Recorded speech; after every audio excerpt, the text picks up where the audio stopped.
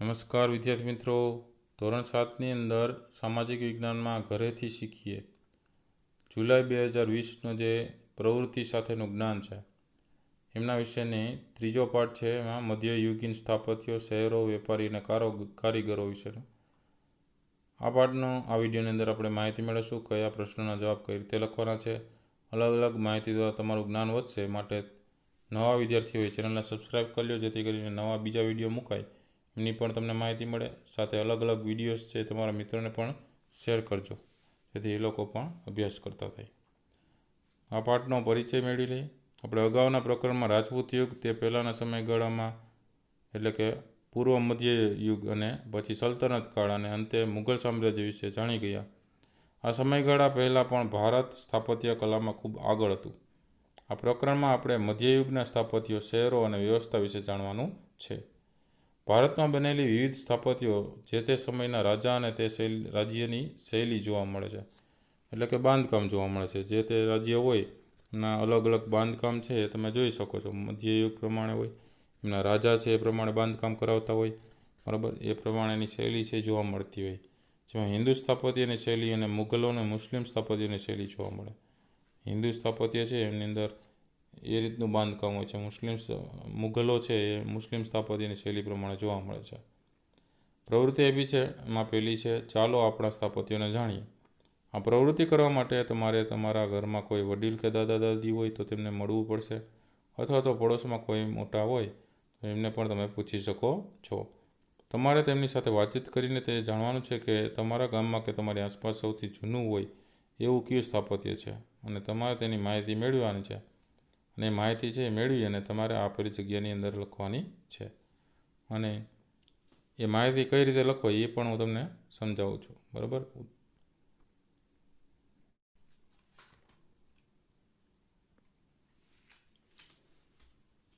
ગુજરાતમાં અમદાવાદથી 90 કિલોમીટરના અંતરે મહેસાણા જિલ્લાના મોઢેરા ગામમાં ભવ્ય અને કલાત્મક સૂર્ય મંદિર આવેલું છે. તો આપણે સૂર્ય મંદિર વિશે લખવાનું છે, બરાબર. કાંઈ આજુબાજુમાં સ્થાપત્યની માહિતી ન મળે તો આપણે સૂર્ય મંદિર વિશે લખી શકીએ. આપેલી જગ્યા છે એમાં 11મી સદી દરમિયાન રાજા ભીમદેવ સોલંકીના સમયમાં આ સૂર્ય મંદિર બાંધવામાં આવ્યું હતું. તે હાલમાં ખંડેર અવસ્થામાં છે. તે તેના કલાત્મક સ્થાપત્ય અને શિલ્પ સમૃદ્ધિને કારણે આંતરરાષ્ટ્રીય ખ્યાતિ ધરાવે છે. સૂર્ય મંદિરની આગળના ભાગમાં લંબચોરસ આકારનો અત્યંત વિશાળ સૂર્યકુંડ છે. તેમાં વચ્ચે ગોળાકાર નાના કોતરણીયુક્ત મંદિરો પણ છે. કુંડ પછી સૂર્ય મંદિરનો સભા મંડપ છે અને તેમાં કલાત્મક તોરણો પણ છે.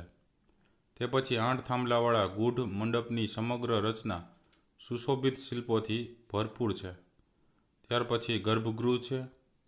અહીં સૂર્યદેવની પ્રતિમા હશે એવું પ્રવેશદ્વાર પરથી કલ્પી શકાય છે. અહીં એક ભોંયરું છે, તેમાં એક પથ્થર ઉપર 7 અશ્વોની સુંદર આકૃતિ છે. તે સૂર્યદેવની મૂર્તિની પીઠિકા હોવાનું મનાય છે. આ માહિતી છે ને સૂર્ય મંદિરની છે, એ આપેલી જગ્યા છે એમાં પણ તમે લખી શકો છો. એ પ્રવૃત્તિ લખાઈ જાય, બરાબર. પછી જાતે પ્રયત્ન કરવાની અંદર કેટલાક સ્થાપત્યના તમને ચિત્રો આપેલા છે. એ ચિત્રને ઓળખવાના છે અને તેના વિશેની માહિતી છે એ બાજુની આપેલી જગ્યા છે એમની અંદર લખવાની છે, બરાબર.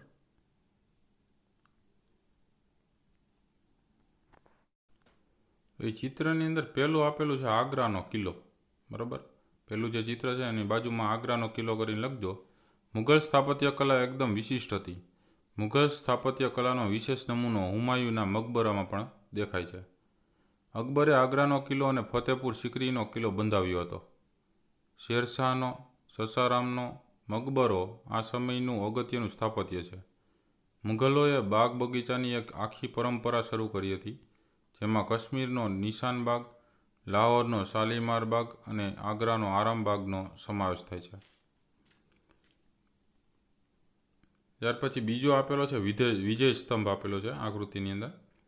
એમાં બાજુમાં લખજો જગ્યા આપેલી છે એમાં. રાજપૂત યુગીન સ્થાપત્યમાં મંદિરની નાગર શૈલી ઉત્તર ભારતમાં પ્રચલિત થઈ.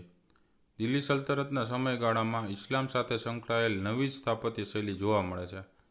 આ સ્થાપત્યમાં મસ્જિદ, મકબરા અને રોજા એમ 3 સ્થાપત્યો મુખ્ય છે. દિલ્હી સ્થાપત્યોમાં જામા મસ્જિદ, કુતુબ મિનાર, હોજે ખાસ, અલાઈ દરવાજા, શીરીનો કિલ્લો મુખ્ય છે. અમદાવાદનો ભદ્રનો કિલ્લો અને જામા મસ્જિદ, બંગાળની સોતા મસ્જિદ અગત્યના છે. આ સમયમાં હિન્દુ સ્થાપત્યોમાં રાણા કુંભાએ બનાવેલ કુંભલગઢનો દુર્ગ અને ચિત્તોડનો કીર્તિ સ્તંભ કે વિજય સ્તંભ પણ અગત્યના છે. બરાબર, વિજય સ્તંભ માટેની માહિતી છે. ત્યાર પછી સોમનાથ મંદિર આપેલું છે. સોમનાથનું મંદિર છે જૂનાગઢ જિલ્લાના વેરાવળની નજીક પ્રભાસ પાટણમાં આવેલું છે. અત્યારે હાલમાં તમારે લખવું હોય તો તમે લખી શકો સોમનાથનું મંદિર ગીર સોમનાથ જિલ્લાની અંદર આવેલું છે. બરાબર, તે હિન્દુ ધર્મના શૈવ સંપ્રદાયનું પ્રાચીન, ભવ્ય અને સુપ્રસિદ્ધ મંદિર છે. આજે પ્રાચીન મંદિરના જીર્ણોદ્ધાર રૂપે નવું મંદિર છે જોવા મળે છે. સોમનાથનું મંદિર ભારતનું શક્તિ, ભક્તિ અને સંસ્કૃતિનું કેન્દ્ર છે. સોમનાથ મંદિરની પુનઃનિર્માણની યોજના મુજબ ઈસવીસન 1951માં નવું મંદિર બાંધવામાં આવ્યું છે. તે ભારતમાં અત્યંત પવિત્ર એવા 12 જ્યોતિર્લિંગ પૈકીનું એક છે. ત્યાર પછી ચોથું લખી નાખજો, લાલ કિલ્લો છે. બરાબર, મુઘલ બાદશાહ શાહજહાએ રાજવી કુટુંબના નિવાસ માટે દિલ્હીમાં લાલ કિલ્લો છે બંધાવ્યો હતો. તેમાં દીવાને આમ, દીવાને ખાસ, નહેર બહિસ્ત, જનાના, મોતી મસ્જિદ, હયાત બક્ષ બાગ વગેરે આવેલા છે. તો આ 4 સ્થાપત્ય પ્રમાણેની માહિતી આપેલી જગ્યામાં લખી નાખજો.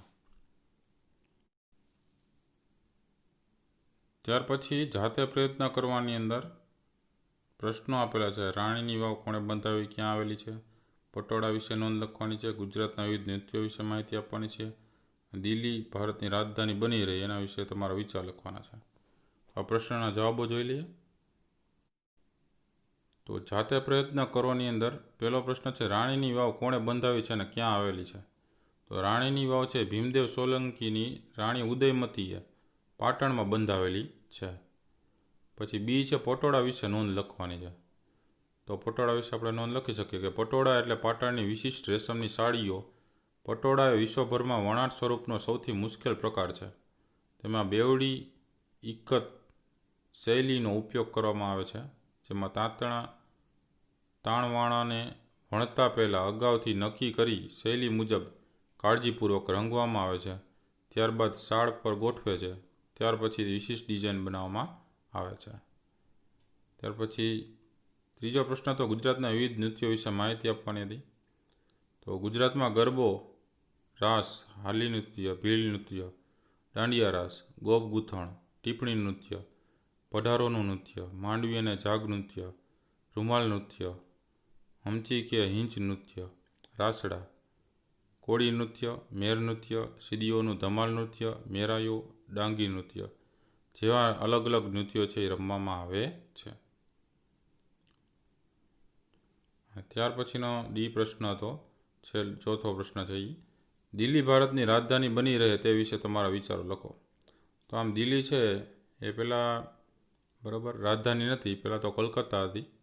બરાબર, ઈસવીસન 1911માં જ્યોર્જ પાંચમાએ દિલ્હીને રાજધાની ઘોષિત કરી હતી અને સમગ્ર કારભાર છે એ પાછો દિલ્હી ખસેડવામાં આવ્યો હતો. અને ત્યારબાદ નવી દિલ્હીના નામે ઈસવીસન 1947માં જ્યારે ભારત આઝાદ થયું ત્યારે રાજધાની તરીકે સરકારી વહીવટ માટેના મુખ્ય મથક તરીકે તેમને જાહેર કરવામાં આવ્યું હતું. વિદ્યાર્થી મિત્રો, અલગ અલગ વિષય પ્રમાણે તમને આવા વિડીયોઝ છે એ જોવા મળશે. જો ચેનલને તમે સબસ્ક્રાઈબ કરી હોય તો આવા અલગ અલગ વિડીયોઝ છે એ જોતા રહેજો, જેથી તમારું જ્ઞાન વધશે અને અલગ અલગ પ્રવૃત્તિની અંદર કઈ પ્રવૃત્તિમાં કયા કયા જવાબો લખવાના છે એ આપણે પ્રવૃત્તિ જોઈએ તો ખ્યાલ આવશે. બરાબર, તો સબસ્ક્રાઈબ કરેલી હોય ને ચેનલને તો તમે જોઈ શકો કયો વિડીયો અત્યારે મૂકેલો છે. બરાબર, બીજું તમારા મિત્રોને પણ આ વિડીયો શેર કરજો, જેથી કરીને એ લોકો પણ અભ્યાસ કરતા થાય. અને વિડીયો ગમે તો લાઈક કરજો, કોમેન્ટ કરજો, શેર કરજો. જોતા રહેજો વિડીયો આવા. Thank you very much. Take care.